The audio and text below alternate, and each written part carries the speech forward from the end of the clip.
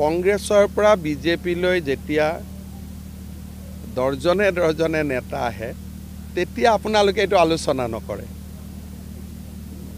গতিকে আলোচনাটো সমান হ'ব লাগিব নে নাই? আজিতো কংগ্ৰেছ দলত এক প্ৰকাৰ কোনো মানুহেই নাছিলে, চবেই বিজেপিত আহিছে, সেইটো আলোচনা হ'ব লাগিব। তাৰ মাজত বিজেপিৰো দুই এজন কংগ্ৰেছত যাব, তাৰো আলোচনা হ'ব লাগিব। গতিকে অহা যোৱা ৰাজনীতিত চলি থাকিব। কিন্তু এটা কথা ঠিক যে বিধানসভা ইলেকশ্যনৰ আগে আগে কংগ্ৰেছত কোনো নাথাকে, চব বিজেপিতে আহিব। অসম জনসংঘ হ'ব পাৰে, আমি শুভেচ্ছা জনাব লাগে। হিন্দুৰ স্বাৰ্থ সুৰক্ষিত কৰা যিমান ৰাজনৈতিক দল হয় তাক আমি আদৰণি জনাব লাগে। গতিকে অসম জনসংঘ যদি হয় মই শুভেচ্ছা জনাইছোঁ, কাৰণ যদি হিন্দুৰ স্বাৰ্থ, অসমীয়া খিলঞ্জীয়া লোকৰ স্বাৰ্থ সুৰক্ষিত কৰিব পৰা যিমান ৰাজনৈতিক দল সংগঠন হয় সিমানেই জাতিটোৰ বাবে ভাল খবৰ। গতিকে তাক আমি আদৰণি জনাব লাগে। কংগ্ৰেছৰ পৰা বিজেপিলৈ যেতিয়া দৰ্জনে দৰ্জনে নেতা আহে তেতিয়া আপোনালোকে এইটো আলোচনা নকৰে। গতিকে আলোচনাটো সমান হ'ব লাগিব নে নাই? আজিতো কংগ্ৰেছ দলত এক প্ৰকাৰ কোনো মানুহেই নাছিলে, চবেই বিজেপিত আহিছে, সেইটো আলোচনা হ'ব লাগিব। তাৰ মাজত বিজেপিৰো দুই এজন কংগ্ৰেছত যাব, তাৰো আলোচনা হ'ব লাগিব। গতিকে অহা যোৱা ৰাজনীতিত চলি থাকিব।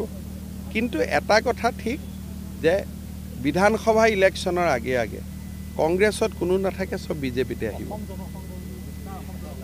অসম জনসংঘ হ'ব পাৰে, আমি শুভেচ্ছা জনাব লাগে। হিন্দুৰ স্বাৰ্থ সুৰক্ষিত কৰা যিমান ৰাজনৈতিক দল হয় তাক আমি আদৰণি জনাব লাগে।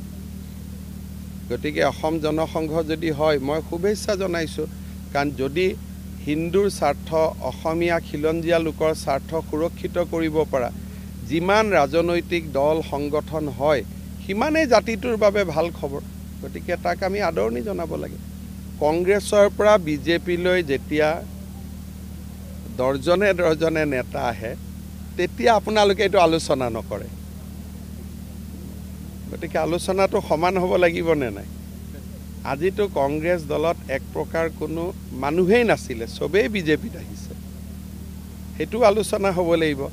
তাৰ মাজত বিজেপিৰো দুই এজন কংগ্ৰেছত যাব, তাৰো আলোচনা হ'ব লাগিব। গতিকে অহা যোৱা ৰাজনীতিত চলি থাকিব। কিন্তু এটা কথা ঠিক যে বিধানসভা ইলেকশ্যনৰ আগে আগে কংগ্ৰেছত কোনো নাথাকে, চব বিজেপিতে আহিব। অসম জনসংঘ হ'ব পাৰে, আমি শুভেচ্ছা জনাব লাগে। হিন্দুৰ স্বাৰ্থ সুৰক্ষিত কৰা যিমান ৰাজনৈতিক দল হয় তাক আমি আদৰণি জনাব লাগে।